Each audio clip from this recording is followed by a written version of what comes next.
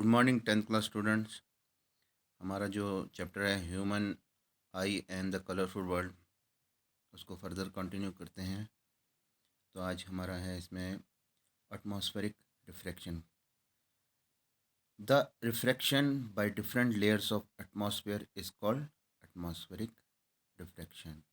जो हमारे एटमॉस्फेयर में डिफरेंट टाइप्स के लेयर हैं, उन सबको मिला के क्या बनता है? Atmospheric refraction. उसके कुछ सम फीचर्स हैं, वो हम देख लेते हैं। पहला है आपका an object placed behind the fire or a hot surface appears to flicker when seen through the air। कोई ऑब्जेक्ट है बिहाइंड द फायर, या आप उसे कह सकते हैं हॉट सरफेस, जिसमें फ्लिकर करता है when seen through the air। जब हम एयर में देखते हैं फ्लिकरिंग होती है देखने में। The air through hot surface become hot and rises. The space is occupied by cool air. The refractive index of hot air is less than that of cool air। जैसे कि ये जो हमारा रिफ्रैक्टिव इंडेक्स है hot air, वो less than है किसके मुकाबले? कूल एयर के। So the physical condition of the medium are not constant. जो हमारा फिजिकल कंडीशन ऑफ मीडियम है वो कांस्टेंट नहीं है एयर के मामले में। Due to changing refractive index of medium, the light appears to come from different direction. It result in fluctuation in apparent position of object। इससे क्या होता है? एक फ्लक्चुएशन जैसा दिखाई देता है जो ऑब्जेक्ट आपका एयर में है, उसमें जो हमारा रिफ्रैक्टिव इंडेक्स ऑफ मीडियम है, क्योंकि जो हमारे फिजिकल कंडीशन है वो कांस्टेंट नहीं है एज पर एयर, और जो उसमें लाइट अपेयर्स क्या करता है? फ्लक्चुएट करता है। Next stars when seen near the horizon appear slightly higher than their actual position due to atmospheric refraction। जो हमारे स्टार्स हैं, तारे हैं, वो हमारे हॉरिजन के काफ़ी नज़दीक दिखाई देते हैं, स्लाइटली हायर होते हैं हॉरिजन से। तो उनका एक्चुअल पोजीशन जो है वो एटमॉस्फेरिक रिफ्रैक्शन से कैसे दिखता है उसके बारे में देखते हैं। एज़ पर आप डायग्राम में देख सकते हैं, फिगर में देख सकते हैं, जो ऑब्जर्वर है ऑन अर्थ, जो हम अर्थ से ऑब्जर्व करते हैं, एक्चुअल स्टार ऑफ पोजीशन जो हमारा एम है वो एक्चुअल स्टार पोजीशन, मगर जो हमारा अपेरेंट हमको जो दिखाई देता है वो कहाँ है? बी में, apparent star position increasing due to increasing density and refractive index. The refractive index of earth atmosphere in general increase from top to bottom. जो हमारा रिफ्रैक्टिव इंडेक्स ऑफ अर्थ है एटमॉस्फेयर से, वो इंक्रीज कहाँ से होता है? टॉप टू बॉटम से। So the light coming from A star near the horizon, जो लाइट आती है स्टार से, वो हॉरिजन, जो हमारा हॉरिजन है उससे नज़दीक से है। स्टार नियर टू ऑरिजिन, मतलब हॉरिजन के नज़दीक है वो star. Has to travel from rarer to denser medium. जो हमारा लाइट ट्रेवल कर रही है इसमें rarer to denser medium, and its bend towards the normal. As ही आप डायग्राम में देख सकते हैं, जो हमारा ये एक्चुअल स्टार पोजीशन है, ये क्या कर रहा है? एक तरह से बेंड कर रहा है towards the normal. As a result the star appears higher. इसी से हमें जो हमारे स्टार्स है वो काफ़ी हायर पे अपेयर नज़र आते हैं। Next, advance sunrise. The sun appear about 2 minutes earlier than actual sunrise, and the sun remain visible for about 2 minutes after actual sunset. जैसे कि आप अपने फिगर में देख सकते हैं, जो हम ऑब्ज़र्व करते हैं सन को, जैसे कि ये S1 है, ये जो सन राइजिंग हो रहा है, तो हम ऑब्ज़र्व कर रहे हैं S1 को, मगर इसमें क्या है? थोड़ा हॉरिजन से बेंड है। तो हमारा राइजिंग ऑफ जो सन है वो कहाँ है? नीचे, मगर हमको कहाँ ऑब्ज़र्व होता है? S1 पे ऑब्जर्व होता है। ये हमारा सन राइजिंग है। उसी हिसाब से, क्योंकि इसमें 2 minutes का जो अपेयरेंस है वो एक्चुअल सनराइज का है, और 2 minute इसमें जो सनसेट का है वो क्या है? आफ्टर, जिससे एक्चुअल सनसेट जो होता है वो 2 minute में 2 minute पहले हो जाता है। मगर हमको बाद में दिखाई देता है।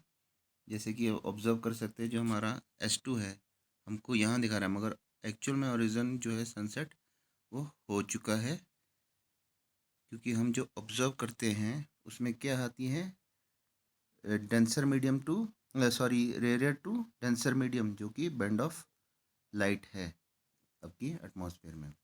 ये था आपका एडवांस सनराइज। नेक्स्ट उसका एडवांस सनराइज का कुछ नेक्स्ट पार्ट है। When the sun is below horizon the rays have to pass from rarer to denser medium, so rays bend towards the normal. As a result, the sun appears higher than its actual position. जो हमारा appear होता है सन, वो क्या करता है, higher than it's, जो हमारा एक्चुअल पोजीशन से बड़ा लगता है, हायर लगता है। Next, twinkling of stars. Stars are very far from us. Stars आपको पता ही बहुत दूर है अपने अर्थ के मुकाबले। Stars are very far from us, so they behave as point source of light. अब जो हमको उसकी लाइट जो आती है वो जस्ट पॉइंट सोर्स ऑफ उसकी लाइट विजिबल होती है। Since the physical condition of the earth atmosphere are not constant, the light from star appears to come from different direction. अब जो हमको जो इसमें स्टार्स की लाइट सोर्स नज़र जो आती है वो कांस्टेंट नहीं होती है। वो कहाँ से आती है, डिफरेंट डायरेक्शन से हमको उसकी लाइट हमें विजिबल होती है। This result in fluctuation of apparent position of star.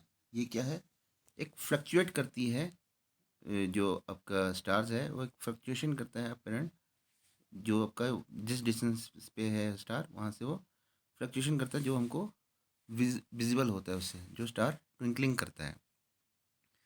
The amount of light coming from star also vary due to changing refractive index of atmosphere.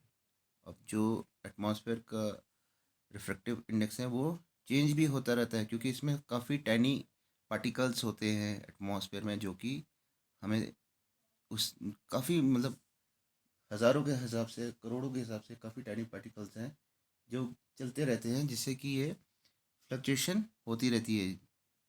The star appears bright when more light from stars reach our eyes, and same star appears dull when less amount of light reaches our eyes. जो bright light होती है stars की वो हमें आँखों तक आसानी से आ जाती है, मगर कुछ डलनेस वाली लाइट होती है वो ठीक से रीच नहीं कर पाती है हमारी आइज़ में, उसमें थोड़ा डलनेस जैसी लाइट लगती है। Next, scattering effect. Spreading of light in various direction by colloidal particles. जो हमारा स्कैटरिंग है वो क्या है, directly proportional to the 1 wavelength. When a ray light passes through a path of suspended particles it split up in various random direction, such a phenomena is known as scattering of light. अब जो आपकी ray of light passes करती है एक path के through, वो क्या हो जाती है, स्प्लिट हो जाती है रैंडम डायरेक्शन में, उसे हम क्या कहते हैं, स्कैटरिंग ऑफ लाइट। नेक्स्ट देखते हैं Tyndall effect. When light passes through a colloidal colloids it path become visible, this is called Tyndall effect. जो हमारी लाइट पास करती है वो थ्रू किससे, कोलाइड हो जाती है एक पाथ पे, जहाँ पे हमको विजिबल होती है। इस को हम क्या कहते हैं, टेंडल इफेक्ट। एग्जांपल से देखते हैं। Path of light become visible when light enters a dark and dusty room through a slit or ventilator। जैसे कि एक डार्क रूम है, उसमें कहीं से एक लाइट पास करते हैं तो क्या है, वो पाथ ऑफ लाइट हमको विजिबल करती है उस डार्क रूम में, क्योंकि ये आपका डस्टी रूम है या फिर जो भी है, उस पे हमको एक स्लिट जैसी एक नज़र आती है। जैसे आप कर्टन जैसी आप खोलते हैं, जो कि शीशों में लगे होते हैं, कर्टन को खोलते हैं सुबह के टाइम में, तो कैसे लाइट आपकी एंटर होती है, डार्कनेस को हटाती है। तो ये क्या है, आपका एक एग्जांपल है टेंडल इफेक्ट का। सेकंड देखते हैं, path of light become visible when light passes through dense canopy of tree in a forest. जैसे आप किसी फॉरेस्ट में जा रहे हैं, काफ़ी बड़े बड़े पेड़ वगैरह ट्रीज वगैरह हैं, वहाँ पे जैसे कि लाइट एंटर करती है तो आप कैसे उस पाथ को फॉलो करते हैं जो आपका एक एग्जाम्पल है टिंडल इफेक्ट का। Next, the colour of scattered light depends on the size of scattering particles. अब कौन कौन से इसमें डिपेंड करता है scattering particles? If particles are very fine, they scatter mainly blue colour of light, जो कि शॉर्टर वेवलेंथ है। अब हमने देखा होगा कि हमारे जो एटमॉस्फेयर में काफ़ी टेनी पार्टिकल्स होते हैं, वो वेरी फाइन पार्टिकल, और जब वो स्कैटर करते हैं तो जिससे हमें स्काई ब्लू कलर में दिखाई देता है। Scatter mainly blue colour of light, और ये हमारा जो ब्लू कलर है वो क्या, शॉर्टर वेवलेंथ है। Medium size particle scatter mainly red colour, जो मीडियम साइज के पार्टिकल होते हैं वो स्कैटर करते हैं रेड कलर में, और ये हमारे लॉन्गर वेवलेंथ है। Even larger particle scatter all the colours of light, that is why it appears white. जो लार्जर पार्टिकल्स है काफ़ी, वो क्या स्कैटर करते हैं, वाइट लाइट, जैसे कि हमारा सन हो गया। Wavelength of red light is about 1.8 times to that of blue light. जो हमारा रेड लाइट है वो 1.8 टाइम्स बड़ा है किससे, ब्लू लाइट से। तो ये था आपका human I and the colourful world.